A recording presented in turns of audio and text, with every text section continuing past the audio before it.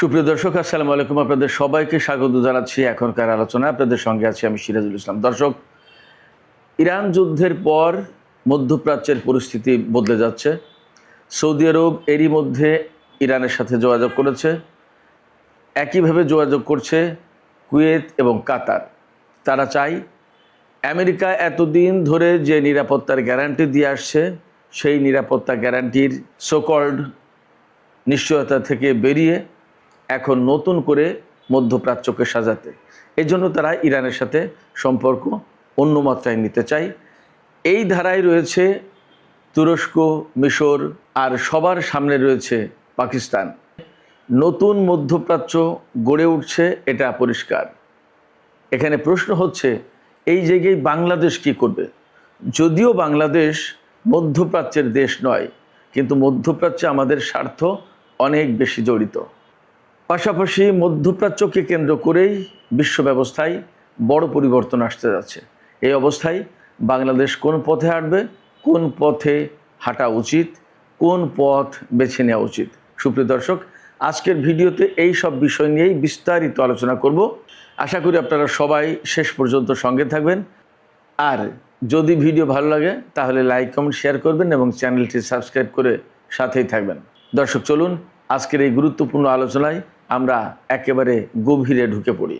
দর্শক, ইরানের বিরুদ্ধে আমেরিকা এবং ইসরায়েল হামলা চালিয়ে 3 থেকে 1 সপ্তাহের ভেতরে 3 দিন থেকে 1 সপ্তাহের ভেতরে সরকার পরিবর্তন করে পুরো মধ্যপ্রাচ্যের চিত্র কিন্তু বদলে দিতে চেয়েছিল।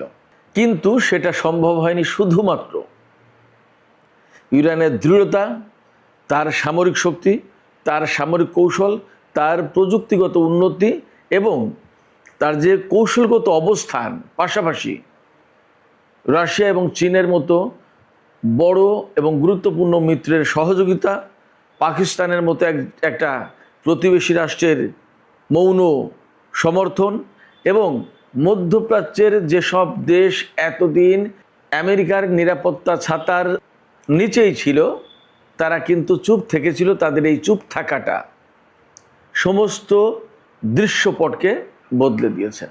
আমেরিকা, ইসরায়েল ঠিকই ইরানের উপরে প্রচণ্ড রকমের হামলা চালালো, যে কথা গতকাল 24শে জুন বুধবার ইরানের জাতীয় সংসদের স্পিকার বাকের কলিবভ আজারবাইজানের রাজধানী বাকুতে একটি সম্মেলনে বলেছেন। সম্মেলনের সাইডলাইনে আজারবাইজানের স্পিকার সাবিহা গাফারোভার সাথে বৈঠকে তিনি বলেছেন, ইসরায়েল এবং আমেরিকা সাম্প্রতিককালে অনেক বড় বড় যুদ্ধের চেয়ে মারাত্মক শক্তি নিয়ে বড় আগ্রাসন চালিয়েছিল, বড় যুদ্ধ চাপিয়ে দিয়েছিল ইরানের উপরে। কিন্তু ইরান সেটা জনগণের উপর ভরসা করে, আল্লাহর উপর ভরসা করে এবং নিজেদের সামরিক সক্ষমতার উপর ভরসা করে দৃঢ় মনোবল নিয়ে প্রতিরোধ করেছে এবং পাল্টা জবাব দিয়েছে। যার কারণে আজকে মধ্যপ্রাচ্যের পরিস্থিতি, সারা বিশ্বের পরিস্থিতি বদলে যাচ্ছে।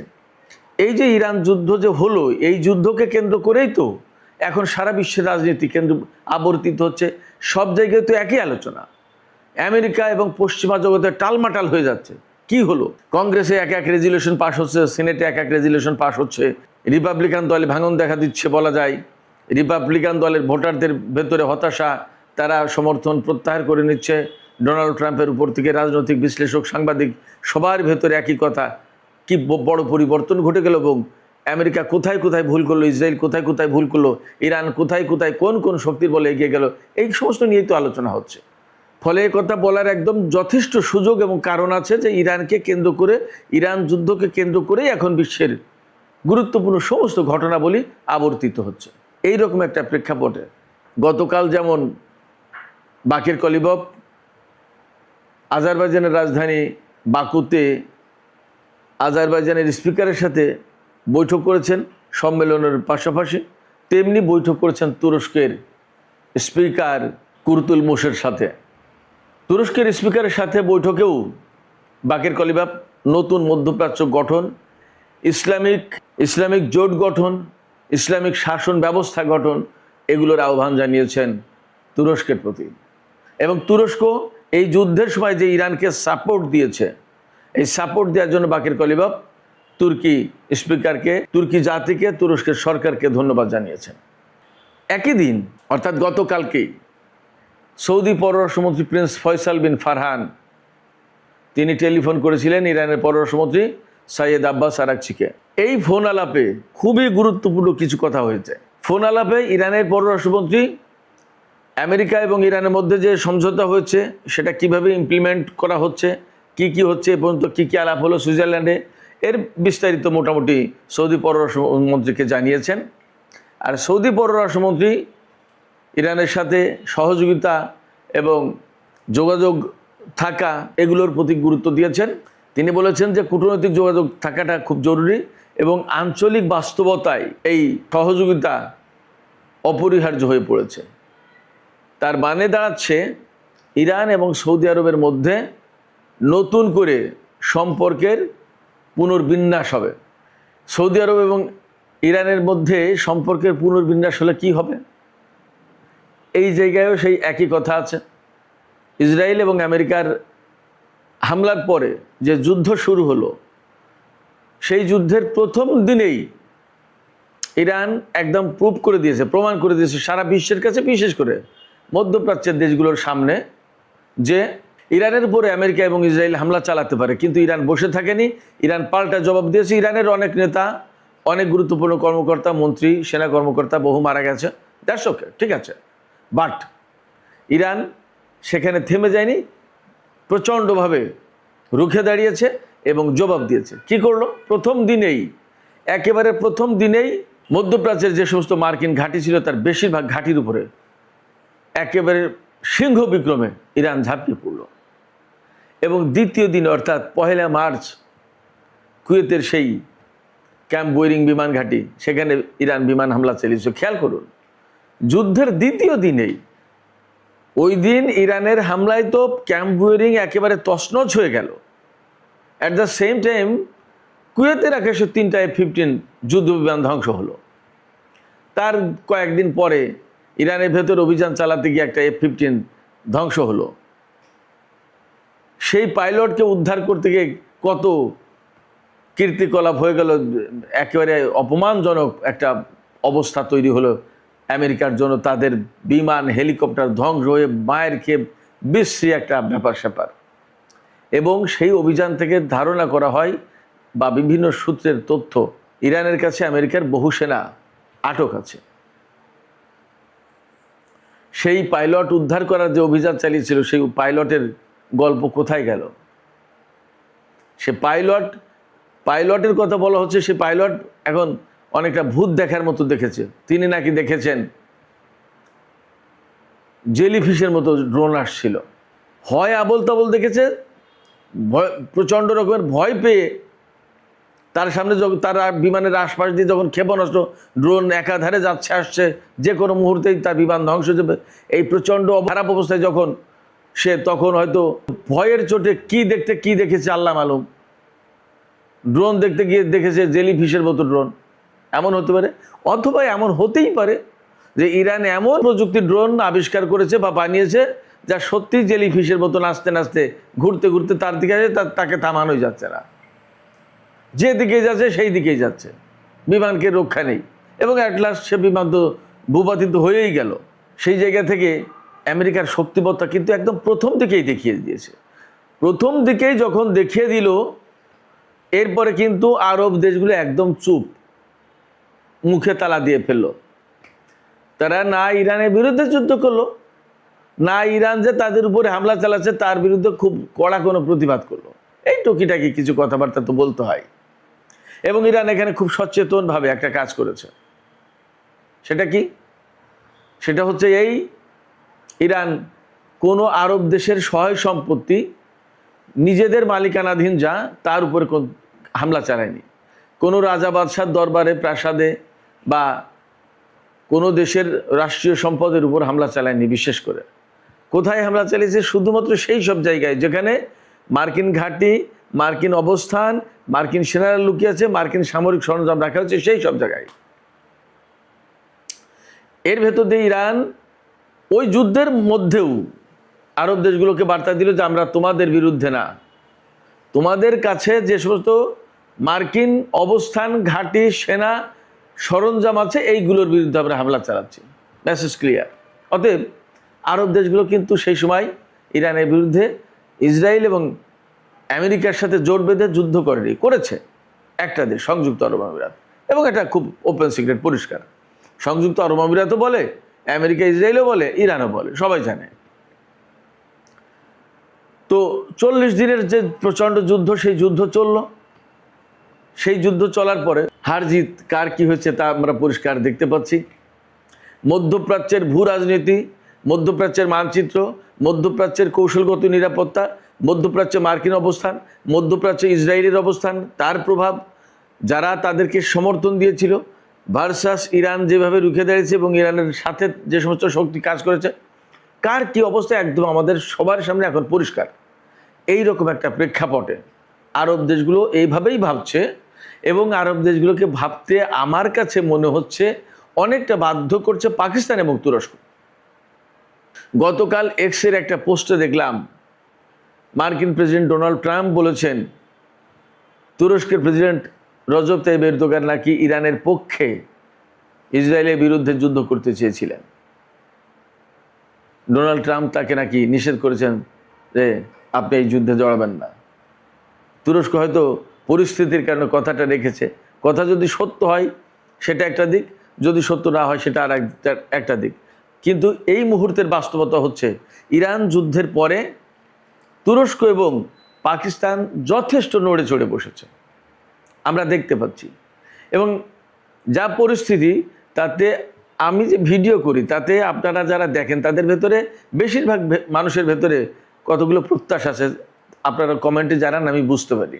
সেটা হচ্ছে পাকিস্তান, তুরস্ক তারা যে উদ্যোগ নিয়েছে, এই উদ্যোগের সাথে ইরান তো আছেই, সৌদি আরব, কাতার, কুয়েত, এই সমস্ত দেশগুলো মিলে একটা যদি আঞ্চলিক জোট করে, তাহলে কিন্তু মধ্যপ্রাচ্যে আমেরিকা যে নিরাপত্তা দিয়ে আসছিল এতদিন, সেই নিরাপত্তার কোনো প্রয়োজন হয় না। এখানে একটা কথা থাকতে পারে যে এতদিন তো ইরানের বিরুদ্ধে ছিল এই সমস্ত আরব দেশ, এখন যদি ইরান প্রতিশোধ নেওয়ার চেষ্টা করে, প্রথম কথা হচ্ছে ইরান সবসময় বলে এসেছে তারা প্রতিশোধ নেবে না। তারা আরব দেশগুলো বা প্রতিবেশী দেশগুলোর বিরুদ্ধে কখনো সামরিক শক্তি জড়ো করেনি, সঞ্চয় করছে না, এই সামরিক শক্তি গড়ে তুলছে না। এই সামরিক শক্তি শুধুমাত্র বিদেশিদের জন্য, যারা এই অঞ্চলে গোলমাল, গোলযোগ এবং সংকট সৃষ্টি করে। সেটা তো হয়েই গেল, তার প্রমাণও আমরা দেখলাম। এরপরেও যদি আরব দেশগুলো মনে করে যে না, ইরানের কাছ থেকে হয়তো পর্যাপ্ত নিরাপত্তা পাওয়া যাবে না, এই জায়গায় গ্যারান্টার হতে পারে পাকিস্তান এবং তুরস্ক, গ্যারান্টার হতে পারে, মধ্যস্থতাকারী হতে পারে। এবং প্রয়োজনে আরব দেশগুলোর সাথে ইরানের একটা নন অ্যাগ্রেশন প্যাক্ট, একটা ডিল হতে পারে যে ইরান আরব দেশগুলোর সাথে একটা চুক্তিতে আসবে যে আরব দেশগুলো ইরানের বিরুদ্ধে কোনো যুদ্ধ করবে না, আর ইরান আরব দেশগুলোর বিরুদ্ধে যুদ্ধ করবে না। কাজ শেষ হয়ে যায়, একদম সহজেই কাজটা হয়ে যায়। এবং এই কাজটা সহজে করতে পারে পাকিস্তান এবং তুরস্ক। এবং আমি ব্যক্তিগতভাবে মনে করি ভেতরে ভেতরে সেই কাজ চলছে, অনেকটা এগিয়েছে। আপনারা চিন্তা করুন, সুইজারল্যান্ডের জেনেভা শহরে যখন আমেরিকা এবং ইরানের আলোচনা হচ্ছে, বিভিন্ন জায়গায় খবর এসেছে সেখানে পাকিস্তানের সেনাপ্রধান ফিল্ড মার্শাল আসিম মুনিরকে হত্যার জন্য নাকি ইসরায়েলের গোয়েন্দা সংস্থা তৎপর ছিল, তারা আসিম মুনিরকে হত্যা করতে চেয়েছিল। আমি নিশ্চিত তথ্য বলছি না, বিভিন্ন জায়গায় এই খবর ভেসে বেড়াচ্ছে, আপনারা এর মধ্যে মনে হয় শুনেছেন অনেকেই। এই জায়গা থেকে আমি বলছি। পরে পাকিস্তান ওমানের মাধ্যমে ইসরায়েলকে মেসেজ দিয়েছে যে পাকিস্তানের প্রতিনিধি দলের বা ওই আলোচনায় যদি ইসরায়েল কোনো রকমের হস্তক্ষেপ করে বা কাউকে হত্যা করে, কোনো হত্যাকাণ্ড চালায়, তাহলে ইসরায়েলের মানচিত্র আর আস্ত থাকবে না। পাকিস্তান সরাসরি পারমাণবিক হামলা চালাবে ইসরায়েলের উপরে এবং এটা হবে, ইসরায়েল রক্ষা পাবে না। এইরকম একটা হুমকি দেওয়ার পরে ইসরায়েল থেমেছে। এই ঘটনা সত্য হোক মিথ্যা হোক, এ কথা একদম পরিষ্কার। ইরান, ইসরায়েল, আমেরিকার যুদ্ধ শুরু হওয়ার পর অত্যন্ত সক্রিয় রয়েছে পাকিস্তান যুদ্ধ থামানোর জন্য, আঞ্চলিক স্থিতিশীলতা প্রতিষ্ঠার জন্য, এবং এর ভেতর দিয়ে প্রকৃতপক্ষে মধ্যপ্রাচ্যের যে দেশগুলো তথা মুসলিম স্বার্থ রক্ষা হয়, এই চেষ্টা করেছে। এবং এই চেষ্টায় ভীষণভাবে সমর্থন দিয়েছে তুরস্ক, সাথে তো অবশ্যই মিশর ছিল। আমরা মিশরের শাসককে পছন্দ না করতে পারি, সেটা ভিন্ন কথা, বা অনেকে পছন্দ নাও করতে পারে, সেটা ভিন্ন কথা। তুরস্কের এরদোগানকে অনেকেই বলেন যে উনি কথা বলেন, কাজে তো আসলে দেখি না, সবই ঠিক আছে, কিন্তু এই প্রেক্ষাপটে কে কী ভূমিকা রেখেছে, দ্যাট ইজ ইম্পর্ট্যান্ট। এই জায়গা থেকে আমি বলবো যে পাকিস্তান যেহেতু এই যে মধ্যস্থতা করা, আঞ্চলিক একটা শক্তি গড়ে তোলা, বা আঞ্চলিক জোট করা, বা আঞ্চলিক দেশগুলোর সাথে পারস্পরিক সম্পর্ক নতুন করে জোড়া দেয়া, এইগুলোর কাজে যেহেতু পাকিস্তান একদম সামনের সারিতে রয়েছেন, ফ্রন্ট লাইনে রয়েছেন, সেক্ষেত্রে পাকিস্তান গুরুত্বপূর্ণ একটা ভূমিকা রাখছে এখানে। আমি বাংলাদেশ প্রসঙ্গে পরে আসছি। এই জায়গায় মধ্যপ্রাচ্যের যে দেশগুলোর ভেতরে আন্তঃসম্পর্ক করে দেওয়ার কাজ করছে, সেই কাজটা খুবই গুরুত্বপূর্ণ, এবং আমি ব্যক্তিগতভাবে দেখছি ইরান কিন্তু সেটা ওন করছে। পাকিস্তানের ভূমিকাটাকে ইরান ওন করছে, এবং তার কারণে পাকিস্তানকে স্পেশালি ধন্যবাদ দেওয়ার জন্য, শুধুমাত্র ধন্যবাদ দেওয়ার জন্য না, আরও কিছু ছিল বলছি, ধন্যবাদ দেওয়ার জন্য ইরানের প্রেসিডেন্ট মাসুদ পেজেশকিয়ান সুইজারল্যান্ড আলোচনা প্রথম দিন যেদিন হলো, তারপরের দিনই কিন্তু পাকিস্তান সফরেছেন এবং পুরো পাকিস্তানি জাতিকে, সরকারকে ধন্যবাদ জানিয়েছেন। এর পাশাপাশি যা হয়েছে সেটা হচ্ছে পাকিস্তানের সাথে ইরানের কৌশলগত এবং নিরাপত্তাগত সম্পর্ক গড়ে তোলার ব্যাপারে আলোচনা হয়েছে, এবং সেটা হতে যাচ্ছে। তার মানে দাঁড়াচ্ছে একেবারে পাকিস্তান পর্যন্ত কিন্তু পুরো মধ্যপ্রাচ্যের মানচিত্র একটা নেটওয়ার্কের ভেতরে চলে আসলো। এই নেটওয়ার্কের ভেতরে চলে আসার পরে এমন তো না যে এটা একদম গোল হতে হবে, বৃত্তের মতো হতে হবে, এমন তো না।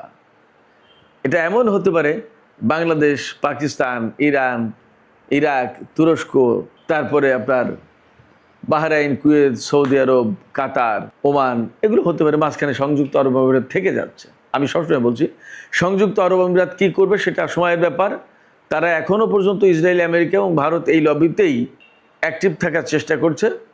এটা আসলে চূড়ান্ত পর্যায়ে গিয়ে কী হবে অপেক্ষার ব্যাপার। এটার অবশ্য একটা কারণ আছে। বাহরাইন এবং সংযুক্ত আরব আমিরাত তারা যে ডোনাল্ড ট্রাম্পের সেই কথিত শান্তি চুক্তি আব্রাহাম অ্যাকর্ডে সই করেছে, এবং আব্রাহাম অ্যাকর্ডে সই করে তারা ইসরায়েলের সাথে এত বেশি ঘনিষ্ঠ হয়ে পড়েছে, এখন তারা ইরানের এই জোটে আসতে এক ধরনের ইতস্তত বোধ করছে, লজ্জা পাচ্ছে, বা এক ধরনের সীমাবদ্ধতা অনুভব করছে। যদিও এই যে নতুন যে প্রক্রিয়া চলছে, এই প্রক্রিয়ায় কুয়েত, কাতার এবং সৌদি আরব কিন্তু ইরানের সাথে সম্পর্ক করতে চায়। কাতারের সাথে তো সম্পর্ক আছেই, কুয়েতের সাথেও ছিল, সৌদি আরবের সাথেও ছিল, কিন্তু এই প্রেক্ষাপটে নতুন যে জোট, নতুন যে শক্তি, নতুন যে একটা অ্যালায়েন্স তৈরির চেষ্টা চলছে, এই জায়গায় সৌদি আরব, কাতার, কুয়েত থাকতে চায়। বাহরাইন এবং সংযুক্ত আরব আমিরাত ইসরায়েলের সাথে চুক্তি করার কারণে একটু শাই ফিল করছে। হয়তো ডিপ্লোম্যাটিক ওয়েতে, ডিপ্লোম্যাটিক প্রসেসে হয়তো ঠিকঠাক করা যাবে সেটা। তো সামগ্রিকভাবে ফাইনালি যা বলা যায় সেটা হচ্ছে মধ্যপ্রাচ্যের পরিস্থিতি একেবারে আক্ষরিক অর্থে সামরিক দিক দিয়ে, রাজনৈতিক দিক দিয়ে, কূটনৈতিক দিক দিয়ে, অর্থনৈতিক দিক দিয়ে, আঞ্চলিক ভৌগোলিক দিক দিয়ে, সমস্ত সব দিক দিয়ে বদলে যাচ্ছে। এবং এই বদলে যাওয়ার মূল থিম, মূল সুর হচ্ছে আঞ্চলিক ঐক্য, আঞ্চলিক নিরাপত্তা, নিজেদের সংকট নিজেরা সমাধান করা। এইগুলো এখানে যদি প্রয়োজন হয় তো সামরিক জোটও গড়ে উঠবে, এবং প্রেক্ষাপটটা কিন্তু ধীরে ধীরে সেদিকে যাবে। এইরকম একটা অবস্থায় আমাদের যেহেতু বাংলাদেশের বিপুল পরিমাণে স্বার্থ মধ্যপ্রাচ্যের দেশগুলোতে আছে, ইরানের সাথে যদি আমেরিকার চূড়ান্ত পর্যায়ে চুক্তি হয়ে যায়, তাহলে কিন্তু ইরানের সাথেও বিশ্বের বিভিন্ন দেশের সম্পর্কের নতুন মাত্রা তৈরি হবে। যখন নতুন মাত্রা তৈরি হবে, তার উপর থেকে নিষেধাজ্ঞা উঠে যাবে। যদি হয়, আমি বলছি হবে, আমি এমন বলছি না, যদি হয় বলছি, তাহলে কিন্তু আমরা বাংলাদেশ ইরানের সাথে সম্পর্ক ইজিলি করতে পারবো। অর্থাৎ লেনদেনের সম্পর্ক। এখন তো বাংলাদেশের সাথে ইরানের কূটনৈতিক সম্পর্ক আছে, সেখানে দূতাবাস আছে। আমি রেডিও তেহরানে কাজ করার সুবাদে 10 বছর ইরানে ছিলাম, সেখানে বাংলাদেশ দূতাবাসে বহুবার গিয়েছি, অনেক লেখালেখি করেছি বাংলাদেশ ইরান সম্পর্কে ব্যাপারটা। বিশেষ করে 2015 সালে যখন পরমাণু চুক্তি হলো 6 জাতি গোষ্ঠীর সাথে ইরানে, তখন আমি ব্যাপক লেখালেখি করেছিলাম বাংলাদেশের পত্রপত্রিকায়, অনলাইনগুলোতে, বিভিন্ন টেলিভিশনে সাক্ষাৎকার দিয়েছি, লিখেছি অনেক, সেটা আপনারা হয়তো অনেকেই জানেন। তো সেই জায়গা থেকে বাংলাদেশের সাথে ইরানের একটা আলাদা নতুন সম্পর্ক তৈরি হতেই পারে, এবং ইরান থেকে আমরা সহজেই তেল গ্যাস থেকে শুরু করে আরও অনেক অনেক জিনিস আনতে পারি। এগুলো আমরা একেবারে ভীষণভাবে বেনিফিটেড হতে পারি। ইরান এমন একটা দেশ যেখানে আমরা গিয়ে যদি নিজেদেরকে অ্যাপ্রোচ করি যে আমরা এই সহযোগিতা চাই আর আমরা এই সহযোগিতা তোমাদেরকে দিতে পারি, তারা নেবে। বাংলাদেশকে তারা খুবই শ্রদ্ধার চোখে দেখে। আমি এখানে ছোট্ট একটা কথা জানিয়ে রাখি, আমি যে রেডিও তেহরানে চাকরি করতাম সেটা তো IRIBর একটা পার্ট। আমি IRIBর হেডকোয়ার্টারে একদিন গেলাম একটা কাজে, আমার অফিসিয়াল কাজে। সেখানে একজন কর্মকর্তা বলছেন আমাকে, বেগম খালেদা জিয়াকে তিনি চেনেন, জানেন, তার সম্পর্কে ভালো ধারণা রাখেন। তখন আওয়ামী লীগের আমল, এটা 2015-16 সালের দিকের কথা। আমাকে বলছেন যে ফার্সিতে যা বললেন তার বাংলা অর্থ হচ্ছে যে বেগম খালেদা জিয়াকে তোমরা কিন্তু কষ্ট দিও না। এটা বিরাট একটা ব্যাপার ছিল। আমি আপ্লুত হয়ে পড়লাম, আমি বিস্মিত হয়ে পড়লাম যে এই ভদ্রলোক এইভাবে একজন বেগম খালেদা জিয়াকে নিয়ে এইভাবে ভাবেন। যা হোক, বাংলাদেশ সম্পর্কে খুবই ইতিবাচক ধারণা রাখে ইরান, এবং আপনারা কম বেশি জানেন। এবং বাংলাদেশের মানুষ যে ইরানকে এত আন্তরিকভাবে সমর্থন করে, ভালোবাসে, এটাই ইরানের কর্মকর্তারা একদম টপ লেভেল পর্যন্ত মোটামুটি জানে। আর এই জানিয়ে দেওয়ার কাজটাই কি বলবো, আমিও তো করতে পারি, এই জানিয়ে দেওয়ার কাজটা, এবং দুই দেশের সম্পর্ক আরও ঘনিষ্ঠ করে তোলার দায়িত্ব যদি বাংলাদেশ সরকার আমাকে বলে যে কিছু কাজ করেন, আমি করতে পারি। একদম সরাসরি আজকে কথাটা বলেই ফেললাম, এবং সম্ভব। সেটা প্রচুর পরিমাণে জিনিস বাংলাদেশ আনতে পারি ইরান থেকে, আবার আমরাও অনেক কিছু সেখানে দিতে পারি, যার যা আছে। এবং আমাদের অল্প আছে, এই অল্প থেকে আমরা কেন সন্তুষ্ট থাকছি? এমন সময় এসেছে, এখন পরিবর্তন হতেই হবে, আমাদেরকে বদলে ফেলতেই হবে। আমাদের প্রোডাকশন, আমাদের ক্যাপাসিটি, আমাদের রপ্তানি বাড়াতেই হবে। কি কি জিনিস আছে সেই সমস্ত জিনিস পাঠাতে হবে। কি কি জিনিস সেখানে প্রয়োজন আমরা চেষ্টা করি সেই জিনিসগুলো পাঠানোর, আমরা নিজেরা তৈরি করি, পাঠাই, নেবে। তারা তো নেয়, তাহলে আমাদের কাছ থেকে নেবে না কেন? এই বিষয়ে আসলে কাজ করার দরকার আছে। যাই হোক, আমি যে কথা বলতে চাইছিলাম, এই যে ইরানের সাথে মধ্যপ্রাচ্যের দেশগুলোর সাথে বিভিন্ন রকমের সম্পর্ক আছে, বিরাট গুরুত্বপূর্ণ স্বার্থগত সম্পর্ক। আমাদের এত এত জনশক্তি বিভিন্ন দেশে, ইরান অবশ্যই জনশক্তি নেয় না, তারা নিজেরাই নিজেদের কাজ করে, বাট ব্যবসায়িক স্বার্থ কিন্তু সেখানে বিরাটভাবে লুকায়িত, কূটনৈতিক স্বার্থ সেখানে কিন্তু বিরাটভাবে লুকায়িত। এবং আমি সবসময় বলছি যে বিশ্ব যেহেতু পরিবর্তিত হয়ে যাচ্ছে, এবং এই পরিবর্তিত বিশ্ব ব্যবস্থায় যে বলয় গড়ে উঠেছে, তাতে ইরান, রাশিয়া, চীন গুরুত্বপূর্ণ ফ্যাক্টর, শক্তি। এই জায়গায় আমরা কিভাবে নিজেদেরকে অ্যাডপ্ট করতে পারি। আমি বলছি না যে আমেরিকার সাথে সম্পর্ক আজকেই ছিদ্র করে দিতে, নট দ্যাট। আমেরিকার সাথেও সম্পর্ক থাকবে, কিন্তু আমরা যে নতুন প্রেক্ষাপট তৈরি হয়েছে, এই নতুন প্রেক্ষাপটে নিজেদেরকে কিভাবে সেট করতে পারি, নিজেদেরকে কিভাবে অ্যাডজাস্ট করে নিতে পারি, সেই বিষয়গুলো আমাদেরকে ভাবতে হবে, জরুরি ভিত্তিতে ভাবা উচিত। এবং আমাদের তেলের রিজার্ভ, গ্যাসের চাহিদা মেটানোর জন্য ডেফিনেটলি ইরান একটা বড় বিকল্প শক্তি হতে পারে। আমাদের সাথে কিন্তু ইরানের এই লেনদেনগুলো নেই, নিষেধাজ্ঞার কারণে বেসিক্যালি নেই। তো এই লেনদেনগুলো তৈরি করা দরকার, এই সম্পর্কটা তৈরি করা দরকার। অ্যাট দ্য সেম টাইম আরও যে সমস্ত পাকিস্তান থেকে শুরু করে তুরস্ক পর্যন্ত, ওপাশে সৌদি আরব, এপাশে ওমান, একদম কোনায়, এই যে বিরাট একটা বলয়, এই বলয়ের যেভাবে জোট, সহযোগিতা, আদার যা কিছু গড়ে ওঠার সম্ভাবনা তৈরি হয়েছে, এই সম্ভাবনায় আমরা নিজেরা কিভাবে সেট করে ফেলতে পারি, নিজেদেরকে কিভাবে অ্যাডজাস্ট করতে পারি, সেটা ভাবার দরকার। এখনই দেরি করার কোনো সুযোগ নেই। এবং এই জায়গায় মনে রাখতে হবে, চীন কিন্তু পেছন থেকে অনেক বড় খেলোয়াড়। আমাদের ডিপ্লোমেসি আমি মনে করি এখনও খুব সঠিকভাবেই এগিয়ে যাচ্ছে। আমি প্রত্যাশা করব এই সঠিকভাবে আরও সামনে, আরও পশ্চিমে এগিয়ে যাক। আপনাদের সবাইকে ধন্যবাদ জানিয়ে আজকের আলোচনা শেষ করতে চাই। তবে যাবার আগে আমি আপনাদের কাছে জানতে চাই, আপনাদের কাছে প্রশ্ন, আসলে আমাদের ডিপ্লোমেসি, আমাদের কৌশল এই মুহূর্তে খানিকটা মধ্যপ্রাচ্য কেন্দ্রিক হওয়া উচিত কিনা, দরকার কিনা, আমরা কিভাবে এই জোটের দিকে এগিয়ে যেতে পারি? আপনাদের মতামত কি, আপনাদের বিশ্লেষণ কি, ছোট করে কমেন্টে জানাতে পারেন। আর ভিডিও ভালো লাগলে লাইক, কমেন্ট, শেয়ার করবেন এবং চ্যানেলটি সাবস্ক্রাইব করে টক উইথ সিরাজের সাথেই থাকবেন। আপনাদের সবাইকে অনেক অনেক ধন্যবাদ। আল্লাহ হাফেজ।